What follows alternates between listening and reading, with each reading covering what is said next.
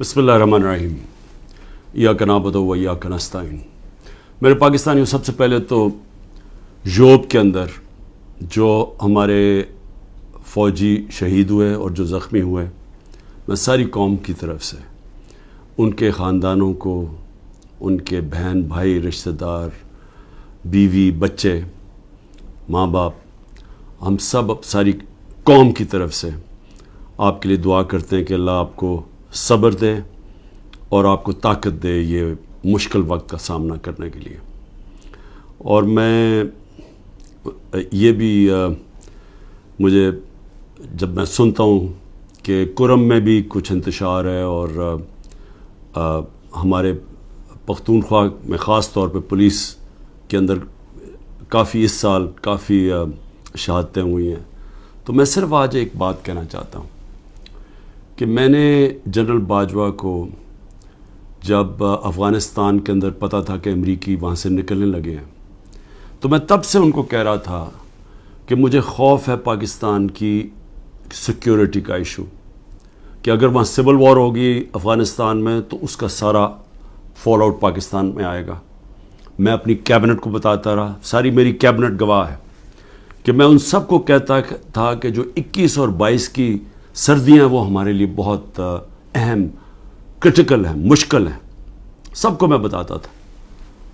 اور میں نے جب جنرل فیض کی بات کی اور جنرل باجوہ کو میں نے سمجھایا کہ صرف جنرل فیض کو سردیوں تک اس لیے رکھنا چاہتا ہوں کہ وہ 5 سال سے وہ سیکیورٹی چیف ہیں، انٹیلیجنس کے چیف تھے پاکستان میں، ان کے رابطے تھے افغانستان کے طالبان سے بھی، دوسری حکومت سے بھی، اور ان کا ہونا اس وقت بڑا ضروری تھا جب یہ چینج اوور ہو رہا ہو۔ تو میں نے کبھی بھی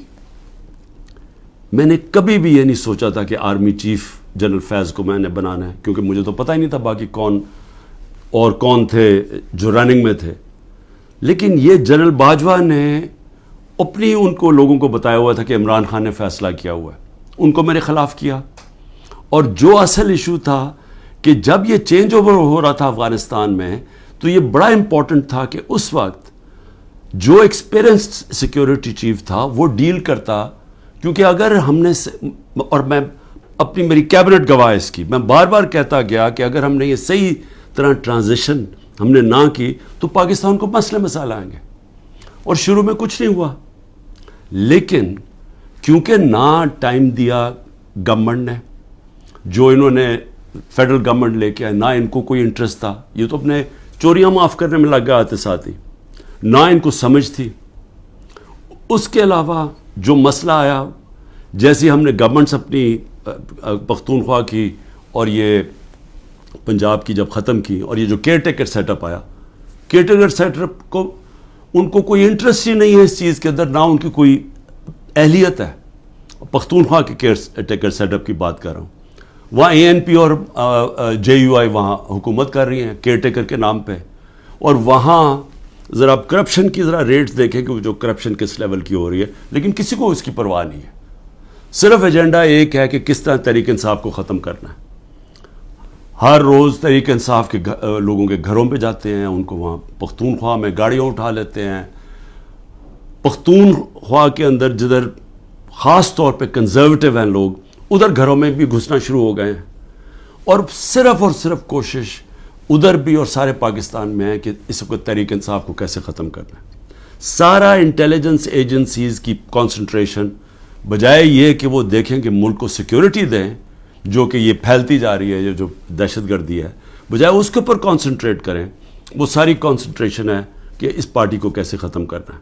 الیکشن آ رہے ہیں، الیکشن سے پہلے پارٹی کو کیسے ختم کرنا ہے۔ میں آج اس لیے بھی آپ سے بات کرنا چاہتا تھا کہ مجھے عجیب سی خبریں آ رہی ہیں، جو لوگ جن کو اس وقت رکھا ہوا ہے جیلوں کے اندر، اب کیا کوشش کی جا رہی ہے، اپروورز ڈھونڈے جا رہے ہیں ہمارے لیڈرشپ سے، یا وہ لوگ جو پکڑے ہوئے ہیں ان سے اپروور کیا بن رہے ہیں، اپروور کا وعدہ معاف گواہ کیا ہے کہ جی یہ کہیں کہ یہ عمران خان کے کہنے کے اوپر ہم نے یہ کور کمانڈر کے گھر میں حملہ کیا، اور وہاں جا کے یہ بھی سننے ہیں، ذرا سنیں بات، کہ وہاں جو کاغذات جو سیکرٹ فائلز پڑی تھی ان کو کسی طرح آگ لگانی تھی یا کیا کرنا تھا۔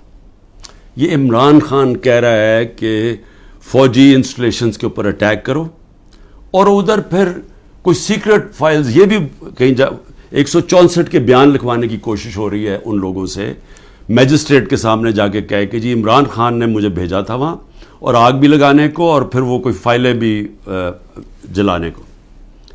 اب میں جو یہ کرنے کی کوشش کر رہے ہیں، میرا آپ سے سوال ہے، پہلی چیز کہ کیا یہ پبلک مان جائے گی اس کو کہ عمران خان چاہے گا کہ فوجی نہتے شہریوں سے فوج کے اوپر اٹیک کروائے گا عمران خان؟ یا تو چلیں یہ کہنا بغاوت کا مطلب ہوتا ہے کہ بندوقوں سے اٹیک ہوتا ہے، سول وار میں دونوں طرف بندوقیں ہوتی ہیں، آپ سول وار کی بات کر رہے ہیں نا، بغاوت کیا اپنی فوج کے خلاف اگر عمران خان کرے گا تو وہ کوئی عورتیں جن کو پکڑا ہوا ہے، کیا وہ عورتیں جائیں گی وہاں، اور وہاں نوجوان جائیں گے جن کے پاس کوئی ہتھیار نہیں ہوں گے، وہ جا کے اٹیک کریں گے فوج کو؟ کوئی یہ عقل ہے؟ یہ کیا یہ لوگ مان لیں گے یہ؟ اور پھر بیان یہ دے رہے ہیں کہ کوئی کاغذات وہاں، کوئی میں نے ملک کی سیکرٹس کے اوپر کوئی کچھ کرنا تھا، یعنی میں نے کوئی ان کی سیکرٹ فائلز کوئی جلانی تھی یا کیا کرنی تھی۔ عمران خان کا جینا مرنا پاکستان میں، اس کی کوئی باہر نہ پراپرٹیز ہے، نہ پیسہ ہے، نہ بینک اکاؤنٹس ہیں۔ کیا وہ جس ملک کے اندر جینا مرنا چاہے گا، وہ چاہے گا کہ اس ملک کی فوج تباہ ہو جائے؟ اور جب کہ اس کو پتہ ہے کہ ساتھ والا جو ہمارا ہمسایہ ہے، اس کے اندر جو RSS کی آئیڈیالوجی ہے، جو ان کا نظریہ ہے، وہ پاکستان کو تسلیم ہی نہیں کرتے، وہ جو مسلمانوں پہ ظلم کر رہے ہیں وہاں ہندوستان میں، تو ان کی تو پوری آئیڈیالوجی ہے اس چیز پہ، وہ تو پیچھے دیکھتے ہیں کہ جب سے مسلمان آئے ہماری ہندوستان کی تباہی ہوئی ہے، وہ تو ہمیں سارا ذمہ دار، ہر بری چیز کا ذمہ دار وہ مسلمانوں کو اور پھر پاکستانیوں کو ٹھہراتے ہیں۔ تو کیا عمران خان جو ایک آزاد انسان ہے، وہ چاہے گا کہ اپنی فوج کمزور ہو جائے؟ اور فوج کمزور ہونے کا مطلب کہ ملک پھر ٹوٹ جائے، کیونکہ اتنا بڑا جو ہمارا ہمسایہ جو مضبوط ہوتا جا رہا ہے، تو ان کے تو آپ تھنک ٹینکس میں دیکھیں، ان کے تو تھنک ٹینک کہتے ہیں کہ پاکستان کو 3 حصے میں کر دو۔ سو پہلے تو یہ جو 164 کا بیان ہے، یہ اگر لکھوا بھی لیں گے لوگوں سے، کیا یہ قوم مان جائے گی؟ کیا 9 مئی کا قوم مان گئی ہے کہ یہ عمران خان نے ساری سازش کی تھی؟ یعنی اپنے اوپر یہ حملہ کروایا پہلے کمانڈو سے، اور اپنے آپ کو پھر اس نے جیل میں ڈلوایا، اور پھر وہ سارا پلان کے تحت اس نے فوج کے اوپر حملہ کروا دی۔ کیا یہ قوم مان گئی ہے کہ یہ جو سازش ہے، بغاوت ہے، یہ قوم مان گئی ہے کہ عمران خان بہت بڑا غدار ہے؟ اور اگر آپ نے چیک کرنا ہے تو اوپینین پولز دیکھ لیں، سرویز اٹھا کے دیکھ لیں، کوئی سروے اٹھا کے دیکھ لیں، دکانوں میں نکل جائیں، بازاروں میں پوچھیں کہ کیا یہ واقعی عمران خان نے بغاوت کی تھی؟ اور میں آپ کو اس لیے یہ کہہ رہا ہوں کہ دیکھیں، جو پبلک اوپینین ہے وہ اس طرح کنٹرول نہیں ہو سکتا۔ آپ پروپیگنڈا سے پبلک اوپینین کو نہیں کنٹرول کر سکتے کہ یہ اگر 164 کا بیان آ بھی جائے گا، عمران خان کو جیل میں بھی ڈال دیں گے، سزا بھی دلوا دیں اس کو، سالوں میں جیل میں رکھ لیں، کیا قوم مان جائے گی اس کو؟ کیا دنیا مان جائے گی؟ کیا جو بیرون ملک پاکستانی ہمارا سب سے بڑا اثاثہ بیٹھا ہوا ہے، 1 کروڑ پاکستانی باہر بیٹھا ہوا ہے، جن کی دولت سارے 25 کروڑ پاکستانیوں سے زیادہ ہے، اور وہی پھر سے میں کہتا ہوں، جب انشاءاللہ اس ملک کو ہم اٹھائیں گے ایک دن، تو وہ ان کی انویسٹمنٹ آئے گی جو بچائے گی شروع میں پاکستان کو، اور پھر دنیا سے انویسٹمنٹ آئے گی۔ تو میں ایک تو یہ کہنا چاہتا تھا کہ یہ اور کئی لوگوں کے اوپر تشدد کیا گیا ہے، بری طرح تشدد کیا گیا، اور صرف یہ بیان دلوانے کے لیے۔ اس کے علاوہ جو ہمارے سینئر لوگوں کو رکھا ہوا ہے جیلوں کے اندر ابھی تک، ان سے صرف وہ کہ جی بس بیٹھ کے کہہ دے کہ میں تحریک انصاف چھوڑ رہا ہوں۔ پھر ایک اور سازش چل رہی ہے، وہ کیا ہے؟ سازش یہ ہے جی کہ ہمارے اندر لوگ چھوڑے ہوئے ہیں، ہماری اپنی پارٹی کے، اور وہ جو جن کو انہوں نے توڑ لیا، جن کو انہوں نے کہلوا دیا کہ جی اب تو عمران خان کے اوپر کانٹا ڈال گیا، اس نے تو آنا نہیں ہے، تو وہی لوگ جا کے ہمارے لوگوں کو، جو ہمارے ٹکٹ ہولڈرز ہیں پنجاب میں، یا جو ہمارے ایکس ایم پیز ہیں، ان کو جا کے کہہ رہے ہیں کہ جی اب عمران خان نے تو آنا نہیں ہے، اس کے اوپر تو فیصلہ ہو گیا کہ اس کے اوپر تو ہم نے کانٹا ڈال دیا، تو اس نے آنا نہیں ہے، پارٹی بھی ختم ہو جائے گی اب. تو اس لیے بہتر یہ ہے کہ آپ ایک اور کسی، یا یہ جو پی ڈی ایم کی پارٹیز میں چلے جائیں یا جو بھی ہم نے نئی کوئی پارٹی بنائی اس کے ساتھ چلے جائیں. یہ ایک پروپیگنڈا چل رہا ہے ہمارے لوگوں کو. لیکن میں آج سوال پوچھتا ہوں کہ کیوں نہیں پارٹی ٹوٹ رہی؟ کیوں نہیں وہ لوگ جن کے گھروں پہ حملے ہو رہے ہیں، ان کے بیوی بچوں کے اوپر حملے، ان کو بھی نہیں بخش رہے، ان کے بہنیں، ان کے رشتہ دار، ان کے بزنسز، ان کو نہیں بخشا جا رہا؟ وہ ہو رہا ہے پاکستان میں جو میں کبھی بھی نہیں سوچتا تھا کہ ہماری ملک میں ہو سکتا ہے. نہ کوئی ہماری روایتوں کی کوئی فکر کرتا ہے، نہ جو ہمارا دین جو نبی صلی اللہ علیہ وسلم کی سنت تھی، حکم دیتے تھے کہ جنگ پہ جاؤ تو عورتیں بچے بوڑھوں کو، اپنے دشمنوں کے عورتیں بچے بوڑھوں کو ہاتھ نہیں لگانا. یہاں نہ بوڑھے دیکھے جاتے ہیں، ماں باپ نہ دیکھے جاتے ہیں، نہ بچے دیکھے جاتے ہیں، نہ عورتیں.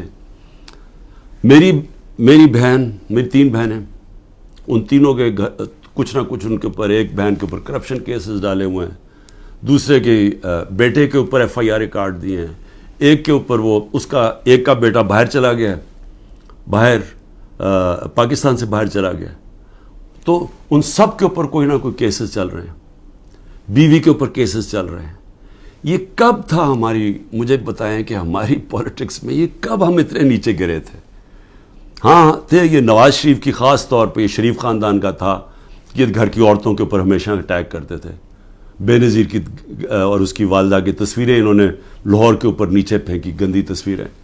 انہوں نے وہ جو ویڈیو ٹیپس، مریم ماہر ہے ٹیپس کے اوپر، وہ ٹیپس بنا لیتے ہیں، بلیک میل کرتے ہیں. یہ تو تھا ان کی روایت پرانی. لیکن یہ ہماری اس قوم کے اندر، ہمارے کبھی بھی ویلیو سسٹم میں اس طرح ہم کبھی بھی نہیں گرے تھے. اس کے علاوہ لوگوں کو اغوا کیا ہوا ہے. اور میں یہ ذرا بتا دوں کہ ہمارا اظہر ماشوانی، ہمارے سوشل میڈیا کا، اس کا بھائی کو 2 مہینے سے اٹھایا ہوا ہے. ہمارا جو علی اوان ہے، ہمارے اسلام آباد سے جو ایم این ہے، ان کے بھائی کو، وہ ایک پروفیشنل ہے، اس کا تعلق ہی کوئی پارٹی سے نہیں ہے، اس کو اغوا کر کے لے گئے. شہزاد اکبر جو انگلینڈ گیا ہوا ہے، اس کے بھائی جو کہ نارمل نہیں ہے، اب نارمل ہے اس کا بھائی، اس کو اٹھا کے لے گئے، وہ غائب کیا ہوا ہے. یہ سب غائب کیے ہوئے ہیں. جب عدالت میں جاتے کہ جی پیش کرو، پولیس کہتی جو ہمیں پتہ ہی نہیں کدھر گئے. اعظم خان جو میرے پرنسپل سیکرٹری تھے، ان کو اٹھا کے غائب کر دیا ہے. اور کوشش کیا ہو رہی ہے اس کو اپروور بنانے کی، جی عمران خان کے خلاف کوئی سٹیٹمنٹ دیں کہیں نہ. تو شہزاد اکبر جو انگلینڈ میں بیٹھا، اس کو میسیجز آ رہی ہیں ہم سب کچھ چھوڑ دیں گے اگر تم عمران خان کے خلاف اپروور بن جاؤ کہ اس کے خلاف کوئی سٹیٹمنٹ دے دو. اور عمران ریاض، اب اس کا کیا تعلق تھا 9 مئی کے ساتھ؟ وہ غائب کیا ہوا ہے، اس کو بھی عدالت کہہ رہی ہے اس کو بلاؤ، وہ بھی نہیں آ رہا. یعنی کب پاکستان میں ایسے ہوا تھا؟ کون سے ایک ملک جو کہتا ہے، ابھی بھی ہم کہتے ہیں ہم جمہوریت ہیں، کس ملک کے اندر اس طرح کی نہ عدالتوں کی سنی جاتی ہے، نہ لوگوں کے فنڈامنٹل رائٹس کی کسی کو کوئی پرواہ ہے؟ جو مرضی طاقتور جو فیصلہ کرتا ہے، وہ سمجھتا ہے وہ کرنا چاہے وہ کر سکتا ہے. تو میرا سوال یہ ہے کہ جو بھی طاقت میں بیٹھے ہوئے ہیں، جو یہ سب کچھ کروا رہے ہیں، میں آپ سے ایک سوال پوچھتا ہوں کہ کبھی آپ نے سوچا ہے کہ اتنا زیادہ کسی کے ایک پارٹی کے اوپر آپ زور لگائیں اور ظلم کریں اور وہ پھر پارٹی نہ ٹوٹے؟ پنجاب کے اندر کتنے ٹکٹ ہولڈرز توڑ لیے ابھی تک؟ 297 ہیں ٹکٹ ہولڈرز، ان میں سے 40-50 توڑے ہیں، باقی کیوں نہیں ٹوٹ رہے؟ سب گھروں میں سے نکلے ہوئے ہیں، انہوں نے اپنی فیملیز کو گھروں سے نکال دیا ہے، سب چھپے ہوئے ہیں، بزنسز ان کی بند ہے، وہ ٹوٹ کیوں نہیں رہے؟ سوال پوچھا اپنے آپ سے کہ اتنا ہی زور لگایا، ابھی پختونخوا کے اندر پوری کوشش ہو رہی ہے، کیوں نہیں ٹوٹ رہے؟ وہ اس لیے نہیں ٹوٹ رہے. اور میں بڑے ادب سے اپنے پاور بروکرز کو کہنا چاہتا ہوں کہ بڑا غور سے میری بات سنیں. میں 27 سال سے پولیٹکس میں ہوں، 0 سے پارٹی شروع کی، کوئی میری پولیٹیکل بیک گراؤنڈ نہیں تھی، میرے کوئی والد یا میرے وہ نانا دادا کوئی پولیٹکس میں نہیں تھے. میں نے زیرو سے شروع کیا اور آہستہ آہستہ پبلک کو اپنے ساتھ جوڑا، جو بڑی دیر لگی، اور آہستہ آہستہ آہستہ آہستہ پارٹی بنائی. کسی نے اس طرح کی پارٹی نہیں بنائی. ذوالفقار علی بھٹو پہلے 8 سال ایک ملٹری ڈکٹیٹر کے منسٹر رہے تھے، اور پھر رائٹ لیفٹ کی سیاست کی ساری پولیٹکس ختم کر دی تھی. ایوب خان نے ایبڈو لگا دیا تھا، سارے پولیٹیکل پارٹیز بین کر دیا تھا. اس کے اندر ذوالفقار علی بھٹو نے پھر پیپلز پارٹی بنائی، اور ان کو بھی 4 سال لگے اور وہ پھر پاور میں آ گئے. اور اس کے علاوہ باقی کسی کا باپ پارٹی تھا، کسی کا دادا تھا، کسی کا نانا تھا. ایک نواز شریف نے وہ کس طرح پارٹی بنائی. جنرل ضیاء نے فیصلہ کیا، جنرل جیلانی نے ریکویسٹ کی کہ جی یہ بڑا اچھا بچہ ہے، اس کو لے آئیں. والد صاحب نے کہا کہ جی اور کسی کام کا نہیں تو چلو اس کو پالیٹکس میں ڈال دو. وہ پالیٹکس میں آ گیا. اس کو مینوفیکچر کیا گیا. جی ایچ کیو کے اندر نواز شریف مینوفیکچر ہوا. ایک ٹیسٹ ٹیوب بیبی پیدا کی گئی پالیٹکس میں. وہ اس طرح پالیٹکس میں آیا تھا.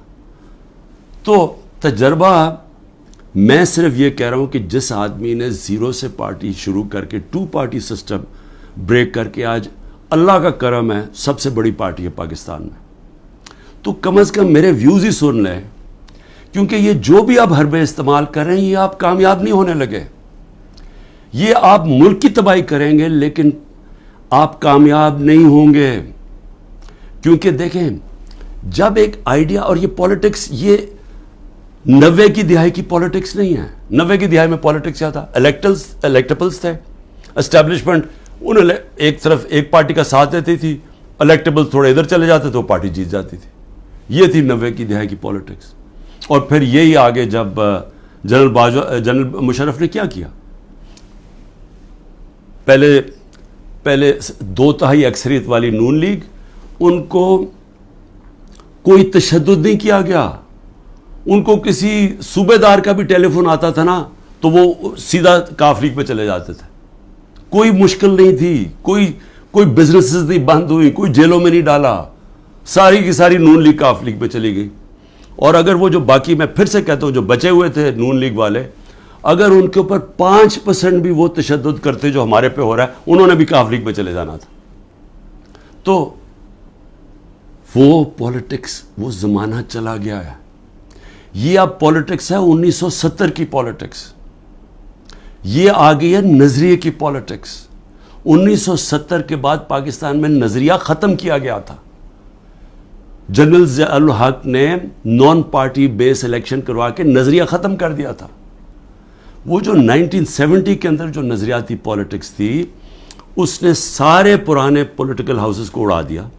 ویسٹ پاکستان میں ذوالفقار علی بھٹو نے، اور ایسٹ پاکستان میں مجیب الرحمان نے. صرف نظریہ جیتا تھا. یہ آ گئی ہے نظریاتی پالیٹکس. یہ جو ہمارے لوگ ہیں وہ اتنی مشکلات کے بغیر کیوں نہیں چھوڑ رہے؟ کہ ان کو پتہ ہے کہ جب وہ چھوڑیں گے ان کی پالیٹکس ختم ہو جائے گی.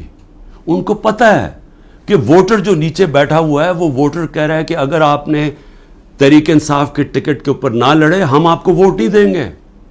وہ لوگ کہہ رہے ہیں جن کے اپنے ووٹ بینکس ہیں، ان کا اپنا ووٹ بینک کہہ رہا ہے کہ آپ کو صرف ہم تب جتائیں گے جب آپ تحریک انصاف پہ کھڑے ہوں گے. تو قوم کے دل تو اللہ کے ہاتھ میں ہے. اللہ جب لوگوں کے دل بدل دیتا ہے تو انگریزی میں پھر فریز آ جاتا ہے کہ an idea whose time has come. No number of armies can destroy an idea whose time has come. جتنی مرضی فوجیں ہوں، وہ جب ایک نظریے کا وقت جو اللہ ڈالتا ہے دلوں میں، جب وہ آ جاتا ہے آپ کچھ نہیں کر سکتے. آپ جو بھی کریں گے وہ بیک فائر کرے گا.